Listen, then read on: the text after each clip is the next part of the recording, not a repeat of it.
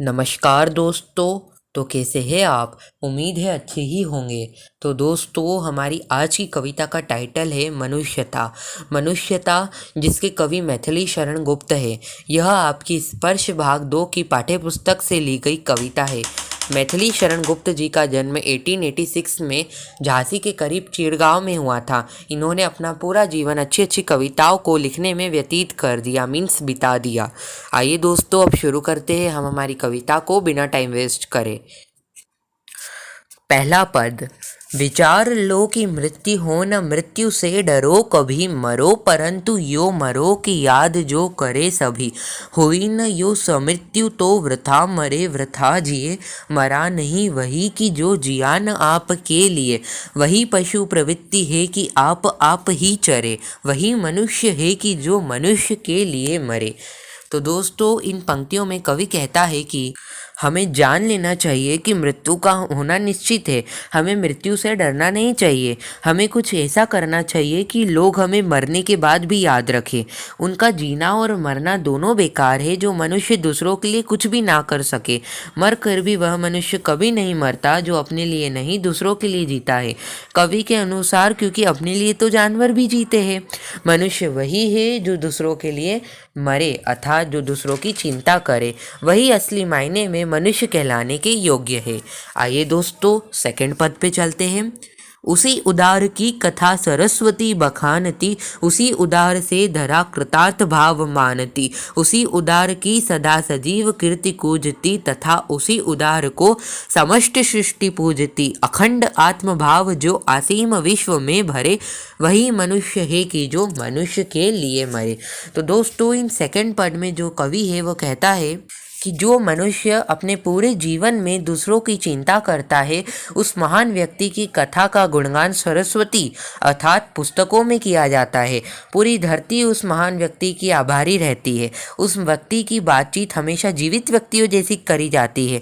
कवि कहता है कि जो व्यक्ति पूरे संसार को अखंड भाव और भाईचारे की भावना में बांधे रखता है, वही मायने में असली मनुष्य कहलाने के योग्य होता है।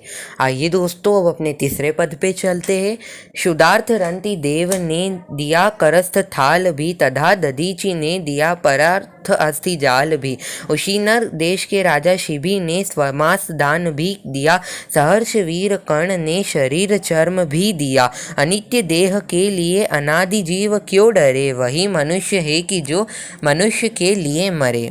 तो दोस्तों, इस तीसरे पद में जो कवि है वह कहना चाहता है कि पौराणिक कथाएं ऐसे व्यक्तियों के उदाहरणों से भरी पड़ी है जिन्होंने अपना पूरा जीवन दूसरों के लिए त्याग कर दिया, जिस कारण उन्हें आज तक याद किया जाता है।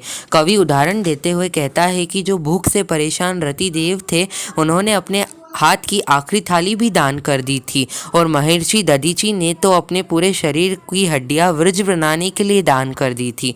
उशीनर देश के राजा शिबी ने कबूतर की जान बचाने के लिए अपना पूरा मांस दान कर दिया था। वीर कर्ण ने अपनी खुशी से अपने शरीर का कवच दान कर दिया था।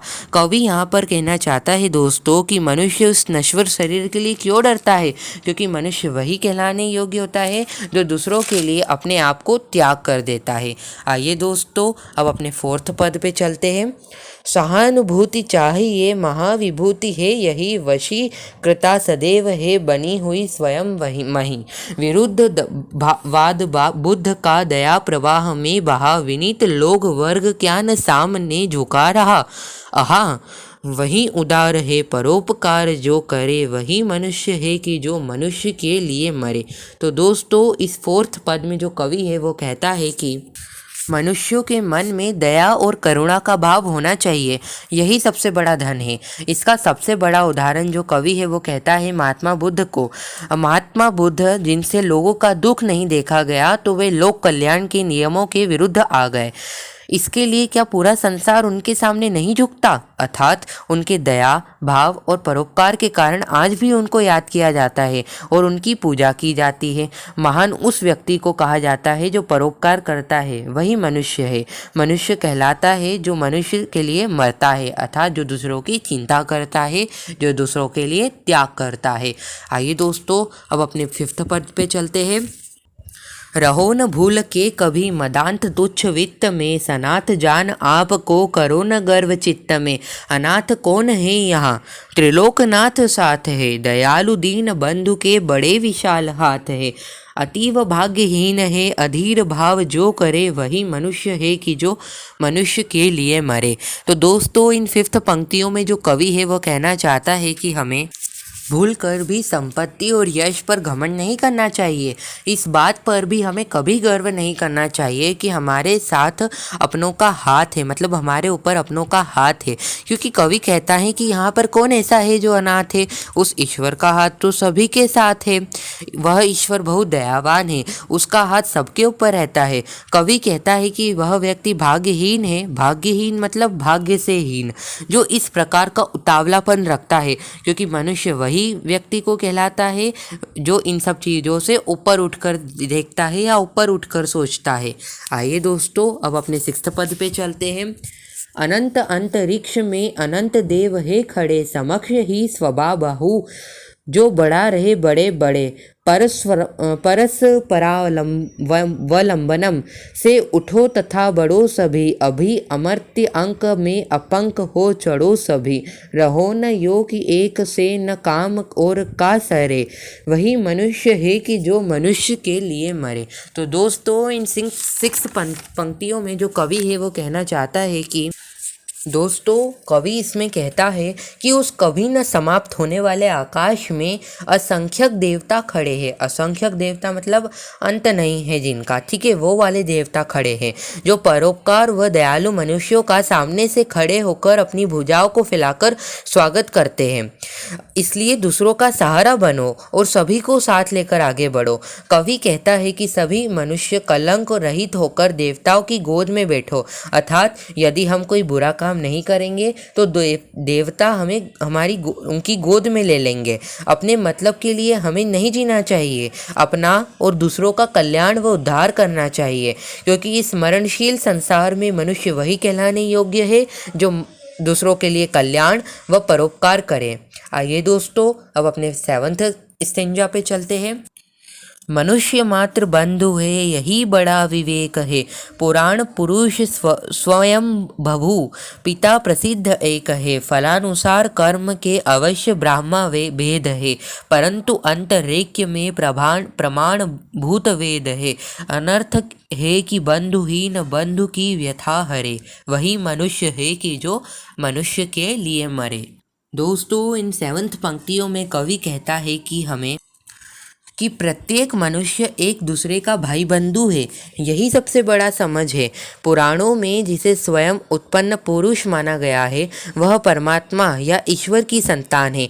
बाहरी कारणों के फल अनुसार प्रत्येक मनुष्य के कर्म भले ही अलग अलग हो, परंतु हमारे वेद इस बात के साक्षी है कि हमारी सभी की आत्मा एक है। कवि कहता है कि यदि भाई ही भाइयों के दुखों का नाश नहीं करेगा, अर्थात कष्टों का निवारण नहीं करेगा, उनको हटाएगा नहीं, तो उसका जीना और मरना दोनों ही व्यर्थ है। क्योंकि मनुष्य वही कहलाता है जो बुरे समय में दूसरे मनुष्यों के काम आता है। आइए दोस्तों अब अपने लास्ट स्टेंजा पे चलते हैं या लास्ट पद पे चलते हैं। पद 8 है दोस्तों। चलो अभीष्ट मार्ग में सहर्ष खेलते हुए, विपत्ति विघ्न जो पड़े उन्हें धकेलते हुए। घटे न हेल मेल हाँ बड़े न भिन्नता कभी, अतर्क एक पंथ के सतर्क पंथ हो सभी। तभी समर्थ भाव है कि तारता हुआ तरे, वही मनुष्य है कि जो मनुष्य के लिए मरे। तो दोस्तों इन 8 पंक्तियों में जो कवि है वो कहना चाहता है कि मनुष्यों को अपनी इच्छा से चुने हुए मार्ग में खुशी खुशी चलना चाहिए। रास्ते में कोई भी संकट या बाधाएं आए तो उन्हें धकेलते हुए आगे बढ़ जाना चाहिए। मनुष्यों को यह भी ध्यान रखना चाहिए कि आपसी समझ न बिगड़े और भेदभाव ना बढ़े। बिना किसी तर्क वितर्क के सभी को एक साथ लेकर आगे बढ़ना चाहिए। तभी यह संभव होगा कि मनुष्य दूसरों की उन्नति और कल्याण के साथ अपनी समृद्धि भी कायम कर सकेगा। क्योंकि मनुष्य वही कहलाता है जो अपने से पहले दूसरों के कष्टों की चिंता करता है। तो दोस्तों यहाँ पे अपनी कविता ख़त्म हो जाती है। पूरी कविता में जो कवि है उन्होंने बार बार यही कहने की कोशिश करी है कि इस संसार में मनुष्य वही है जो दूसरों की चिंता करेगा, दूसरों के लिए अपना त्याग करेगा और दूसरों के कष्टों का निवारण करेगा। उन्हीं के अनेक अनेक उदाहरण यहाँ पे कवि ने इस कविता में दिए हैं। आई होप दोस्तों कि तुम्हें पूरी कविता अच्छे से क्लियर हो गई है फॉर योर एग्ज़ाम। सो मिलेंगे अगली वीडियो में, तब तक के लिए देखते रहिए study point class 9। Thank you so much.